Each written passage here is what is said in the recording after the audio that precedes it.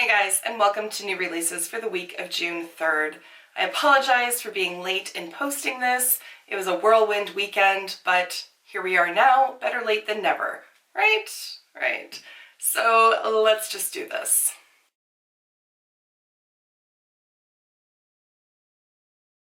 June is synonymous with Pride Month, and a lot of companies are coming out with different collections to celebrate Pride Month. One of them happens to be Morphe.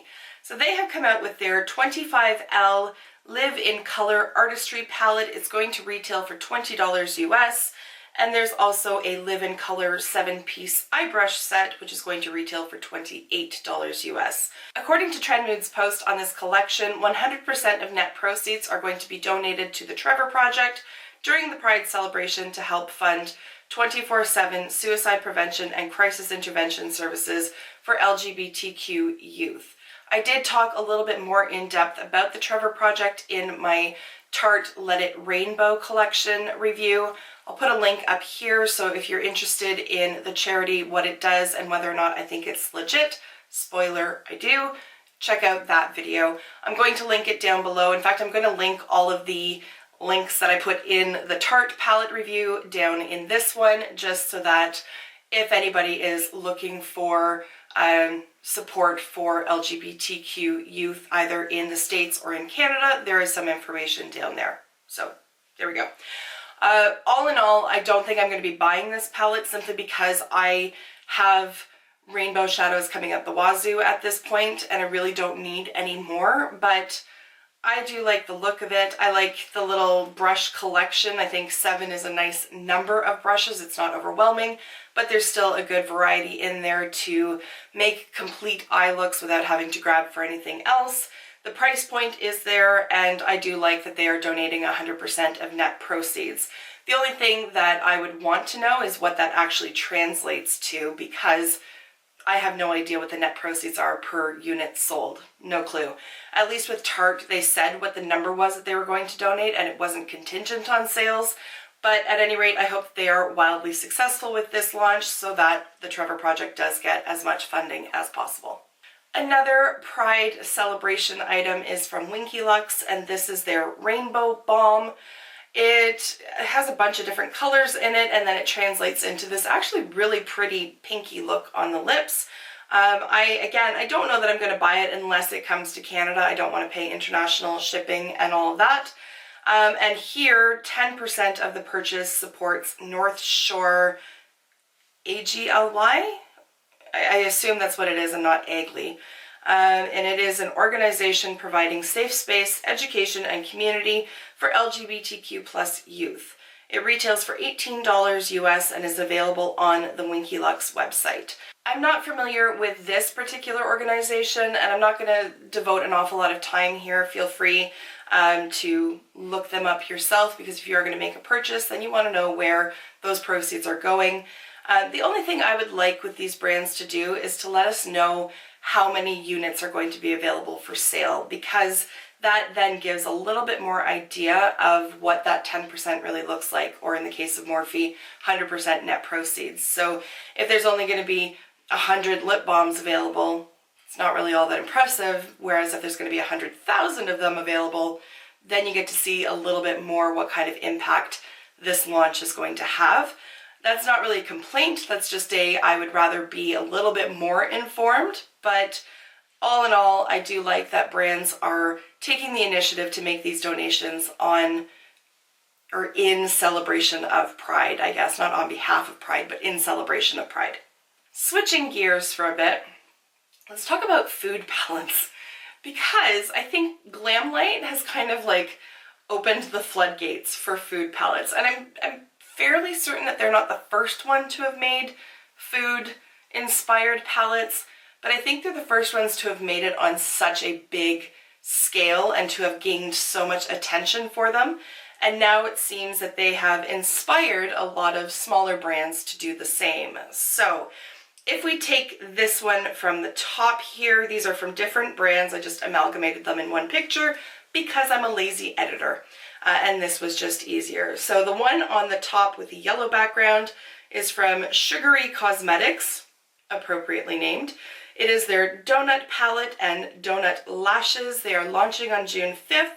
The palette will retail for $26 and the lashes for $10. I know nothing about this brand, and I certainly have never tried anything from them.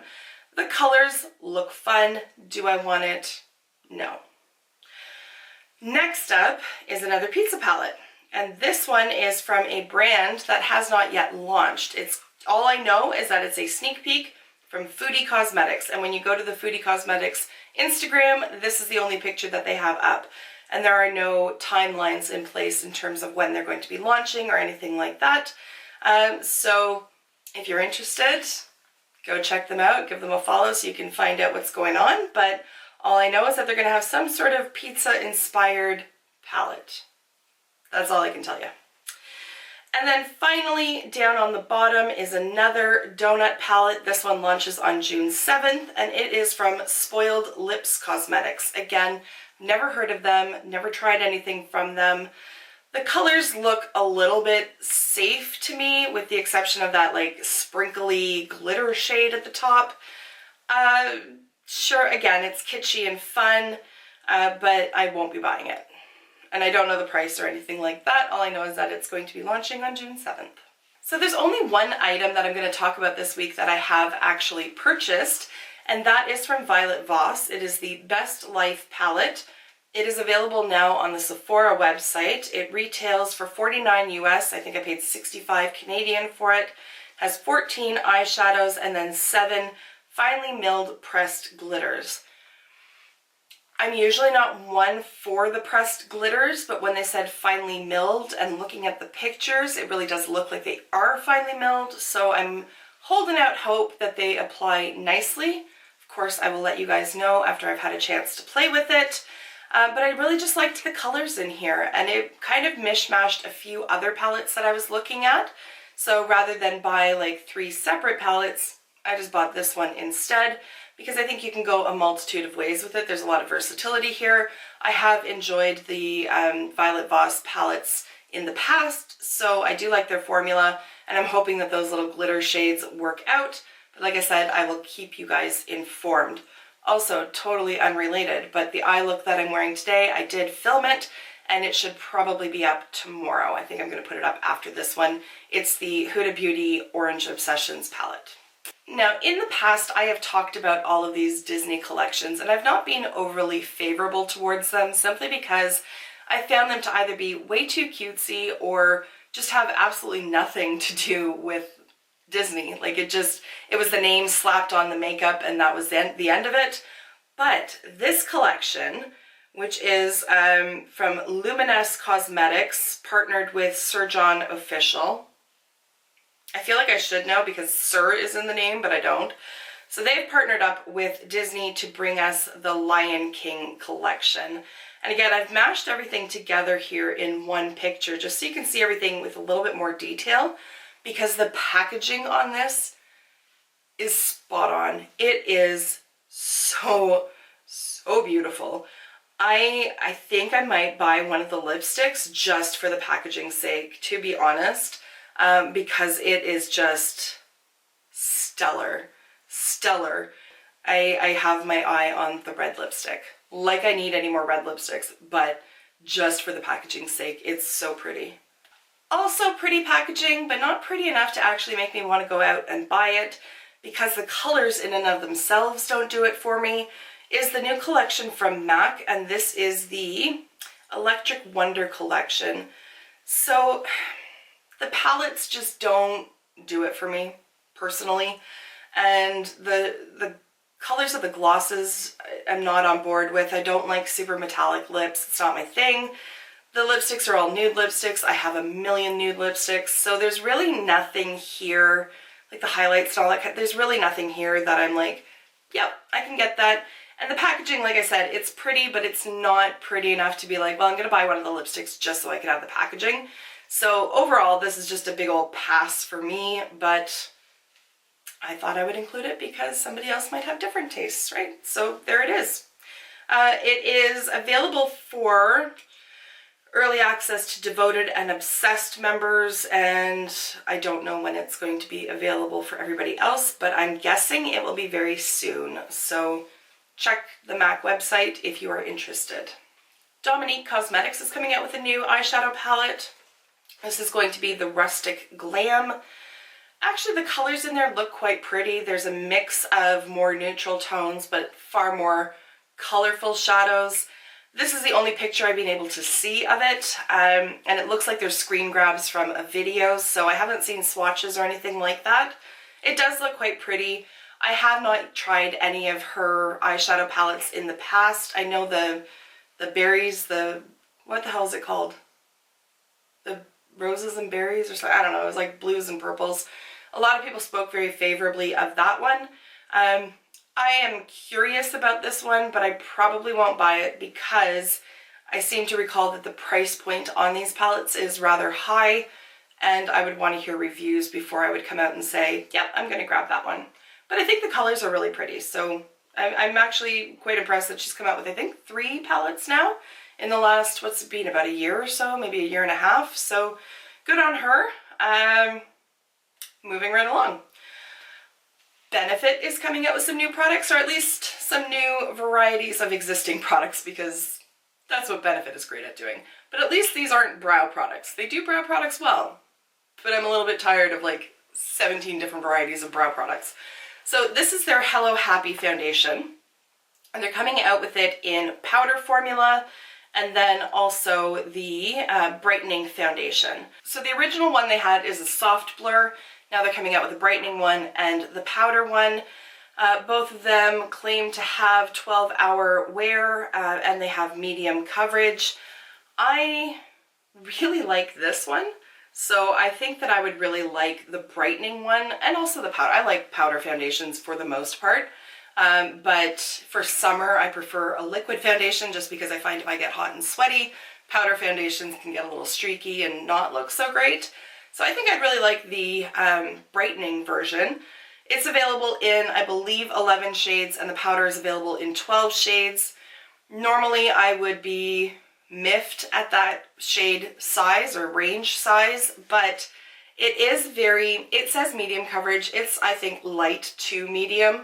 So there's a little bit of give there with the shades. I find that like one kind of covers maybe 2, maybe 3 different shades, but 2 at any rate. So it's more like 22 shades instead of 11 because the shades tend to be rather forgiving because it's not a higher coverage foundation. Colourpop, of course, has come out with another product because it's been a week since I talked about them. They have come out with cheek stick products, so there are highlighters and blushes. There are 18 blush shades and 8 highlighting shades. They are $8 each, and they are also available in bundles. Sorry, I hear my camera doing weird things, but I don't see what it's doing. They're formulated with vitamin E, they're hydrating and luminous, and they look natural on the skin. I'm very curious about these. The next time I place a Colourpop order, I will probably throw 1 or 2 in just to try them out. I'm starting to really enjoy cream blush products, so this is right up my alley. So Clarity Cosmetics is one of those brands that I've heard of, but I've never tried, and I don't know them by reputation. I just somehow know the name.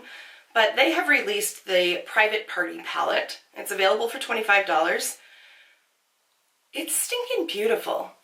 I don't know that this was like the right time to launch this. Like, it's really very much not summer. To me, this screams New Year's Eve or even Valentine's Day, but it's beautiful. Like, it's beautiful. I think you'd have to bring in other shades in order to make it like a full eye look, but oh my gosh, I'm very tempted by this. It's absolutely stunning.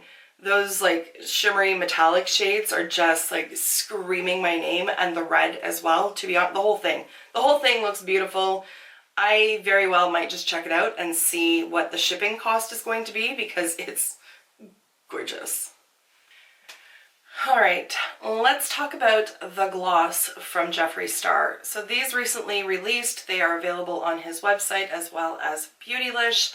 I can't remember exactly how many shades there are, but I think it's in the range of like 15 to 20. And they have had some not great initial responses, at least from the demos that he did in his video, and certainly his promo pics. So let's take it from the outside in. First of all, they are $18 each and they have 4.5 milliliters in them.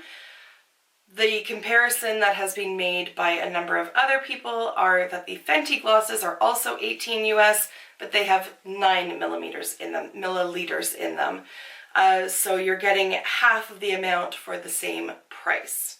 So then we look at the packaging. Does the packaging justify the price? If you ask me, no. I really detest this. I really detest this. It looks like the stratosphere and the CN Tower kind of mushed together, had a baby, here it is. It just, I don't know, like, or it reminds me of like a spinning top. I hate this packaging. Like, I truly, truly do. So then we move on into the inside and let's take a look at the swatches, because maybe that justifies it. And based on the pictures that his cosmetics brand, aka him, chose to release as being the sales promo pics, guessing not. Okay, first of all, I don't care that he has weird colors. Like, black gloss, not my cup of tea, but whatever. There's probably somewhere out there who's like, yes, I've been looking for that. Is this the one that they're gonna want? Probably not. It looks patchy as hell. And so I've heard that, and I didn't watch his video on it, so I don't know what he has said, but I've heard that they can be layered on top of other lipsticks. Sure, that's great, but so can any other gloss. The gloss should be able to stand on its own. And this black one in particular does not stand on its own. And then there is that like creepy ass blue one. And it just looks atrocious. So bottom left, I guess 3 pictures in, but on the bottom row, 3 pictures in from the left. There it is. It looks like this person was pulled from a river in the middle of January. Like, it just looks unhealthy. It looks unnatural. Maybe this shade was just meant to be a topper on top of something else, but on its own, not so much. I really am not appreciating it. And I also find that a lot of these lips, like, they just look dry, which is just bizarre to me because it's a gloss. So while there are some pretty shades in there, this does not compel me to buy these glosses at all, and certainly the packaging just turns me off from the get-go, so there really is nothing redeeming here for me. So, you know, that's okay. Thank you. I don't have to pay $18 per lipstick or lip gloss. I'm happy with that. Let's move on to the last thing that I want to talk about today, which is also something I will not be buying. And it's from Melt. So they have come up with something called the Impulsive Palette. It will be available June 6th through Sephora and Melt. And it looks a hot damn mess. I do not like this packaging. I like this packaging less than the Jeffree Star gloss packaging. I do not appreciate how messy it looks. And that's by design. Like, that's not just an artistic choice, like they like scratched up the shadows so that it, I don't know, whatever. That is like imprinted on the palette, with the exception of that middle row, the like rusty brown color. It's the only color in this entire palette that doesn't have the mess around it. Why? What did it do? How did it get excluded from this? I don't understand.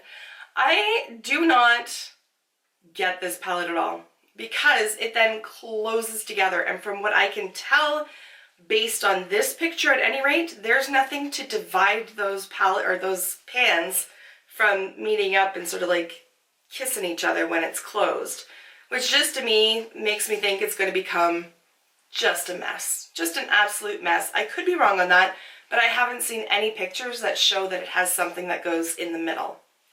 Also, shade selection. It really kind of looks like all of their palettes mushed together into one.